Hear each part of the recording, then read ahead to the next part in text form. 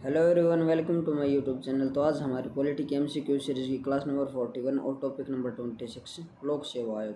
तो चलिए शुरू करते हैं। आज की क्लास का हमारा पहला क्वेश्चन है, संघ लोक सेवा आयोग का गठन किस वर्ष हुआ? 1 अक्टूबर 1919, 1 अक्टूबर 1926, 1 अक्टूबर 1935 या 1 अक्टूबर 1909? तो इस क्वेश्चन का राइट आंसर है ऑप्शन नंबर बी। संघ लोक सेवा आयोग की स्थापना या गठन 1 अक्टूबर 1926 को हुआ था। उसके बाद है, प्रथम लोक सेवा आयोग को किस अधिनियम द्वारा फेडरल आयोग का नाम दिया गया? भारत शासन अधिनियम 1935, भारत शासन अधिनियम 1947, मार्लेमेंटो सुधार अधिनियम 1909 या मॉन्टेग्यू चेम्सफोर्ड अधिनियम 1919? तो इस क्वेश्चन का right answer option number A. प्रथम लोक सेवा आयोग को भारत शासन अधिनियम 1935 के द्वारा फेडरल आयोग का नाम दिया गया था। नेक्स्ट क्वेश्चन है, संघ लोक सेवा आयोग के अध्यक्ष एवं सदस्यों का चयन कौन करता है? गृह मंत्री, राष्ट्रपति, संसद या सर्वोच्च न्यायालय? तो इस क्वेश्चन का राइट आंसर है ऑप्शन नंबर बी।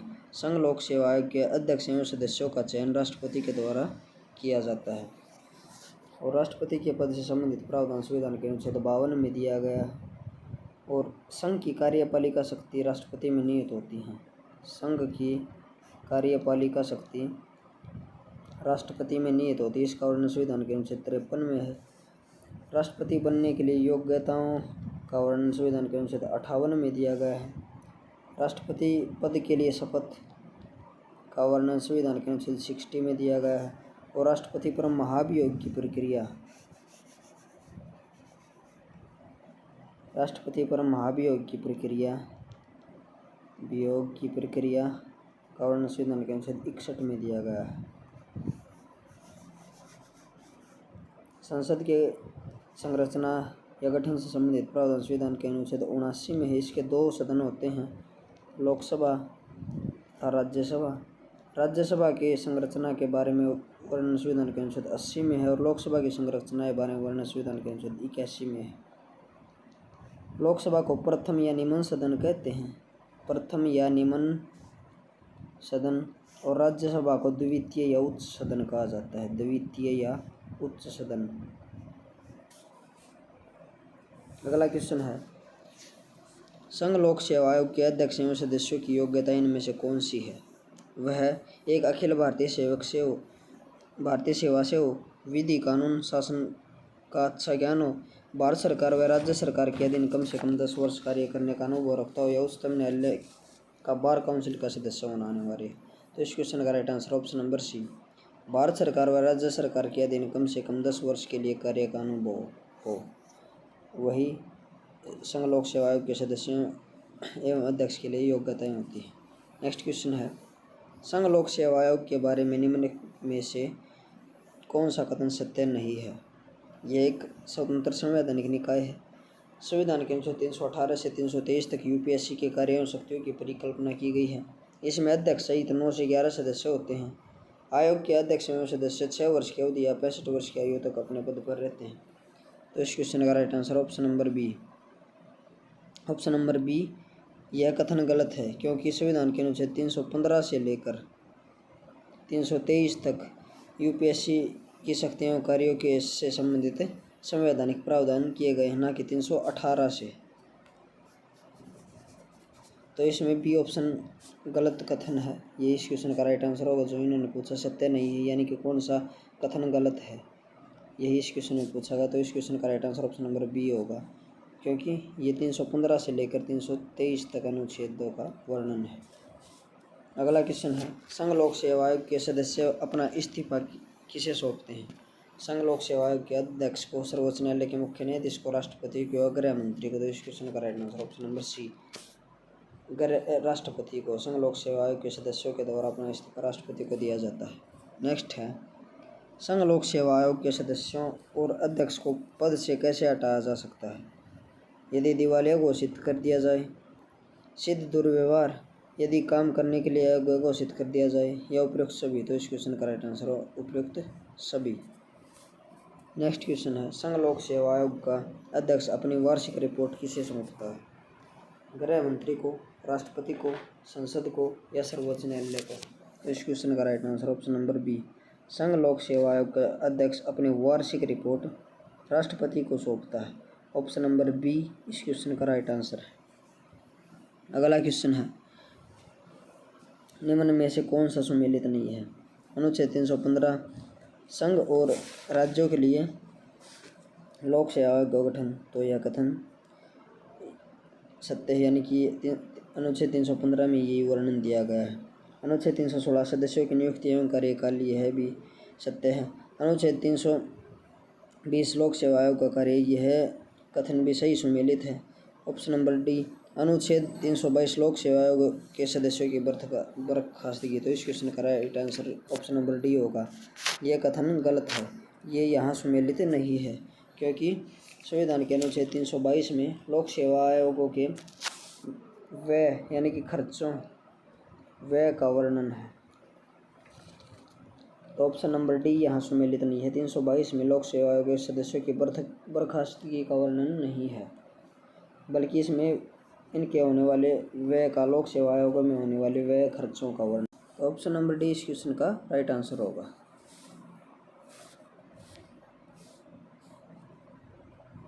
अगला क्वेश्चन है, स्वतंत्रता प्राप्ति के बाद संघ लोक सेवा आयोग के प्रथम अध्यक्ष कौन थे? सुचेता कृपलानी, राजकुमारी Amrita Kaur, sir Ross Barker या H.K. कृपलानी। तो इस क्वेश्चन का right answer option number D, स्वतंत्रता प्राप्ति के बाद संघ लोक सेवा आयोग के प्रथम अध्यक्ष H.K. कृपलानी थे। नेक्स्ट क्वेश्चन है, संघ लोक सेवा आयोग के अध्यक्ष एवं सदस्यों के वेतन, भत्ते, पेंशन आदि का व्यय कहाँ से किया जाता है? भारत के लोक लेखा निधि से, भारत की आकस्मिक निधि से, भारत की संचित निधि से, इनमें से कोई नहीं। तो इस क्वेश्चन का right answer option number D, संघ लोक सेवा आयोग के सदस्य एवं अध्यक्ष का वेतन, भत्ते एवं पेंशन आदि का व्यय भारत की संचित निधि से किया जाता है। नेक्स्ट क्वेश्चन है, अखिल भारतीय सेवाओं का सर्जन किसकी पहल पर किया जाता है? लोकसभा, राज्यसभा, राज्य की विधानसभा या संघ लोक सेवा आयोग। तो इस क्वेश्चन का right answer option number B, अखिल भारतीय सेवाओं का सर्जन राज्यसभा की पहल पर किया जाता है। राज्यसभा संसद का उच्च सदन है, इसे उच्च या द्वितीय सदन भी कहते हैं, द्वितीय सदन। और राज्यसभा की संरचना से संबंधित प्रावधान संविधान के अनुच्छेद 80 में है। लोकसभा को यह संसद का प्रथम या निम्न सदन है, प्रथम या निम्न। और इसकी संरचना के बारे में संविधान के अनुच्छेद 81 में दिया गया है। लोकसभा और राज्यसभा संसद के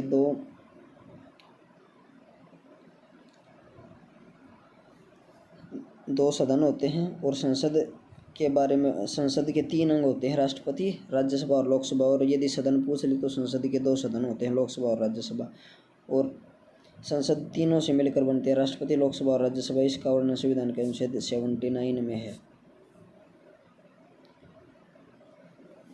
अब इस टॉपिक का हम क्विक रिवीजन करते हैं, जैसे कि संविधान के अनुच्छेद 315 में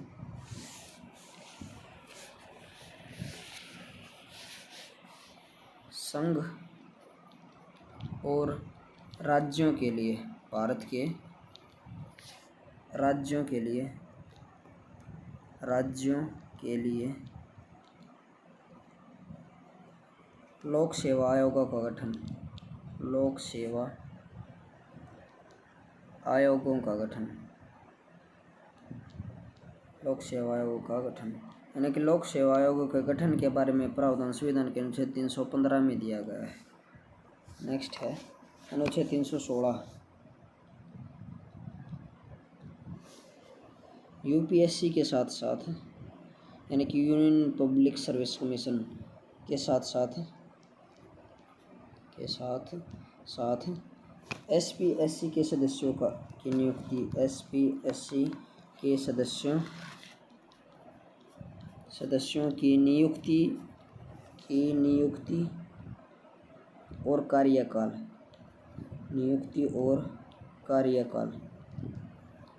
या एसपीएससी से मतलब है स्टेट पब्लिक सर्विस कमीशन।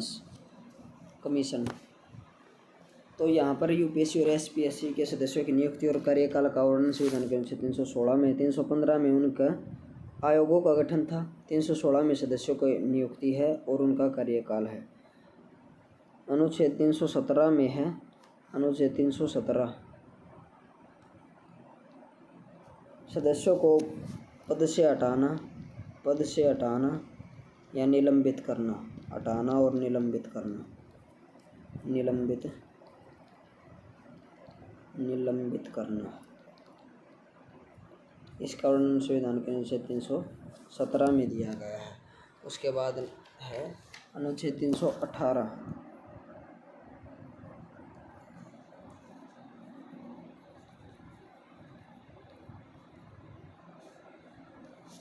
अनुच्छेद 318 इसमें आयोग के सदस्यों और कर्मचारियों की सेवा शर्तों, आयोग के सदस्यों और कर्मचारियों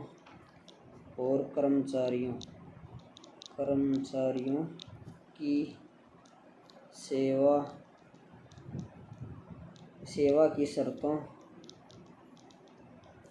हेतु नियम बनाने की शक्ति, नियम बनाने की शक्ति, यानी कि कर्मचारियों की सेवाओं के लिए जो शर्त हैं उन्हें बनाने की शक्ति का वर्णन संविधान के अनुच्छेद 318 में दिया गया है।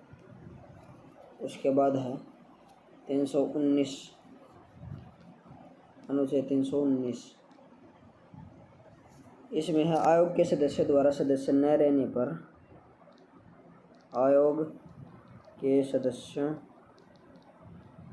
द्वारा सदस्य न रहने पर पदधारण का प्रतिषेध, पदधारण का प्रतिषेध, यानी कि वे अगर उनकी सदस्यता रद्द हो जाती है तो वे अपने पद पर आसीन नहीं रह सकते, यानी कि उनके पद धारण पर प्रतिषेध लगाना, प्रतिबंध लगाने से संबंधित प्रावधान संविधान के अनुच्छेद 319 में दिया गया है। उसके बाद है संविधान का अनुच्छेद 320,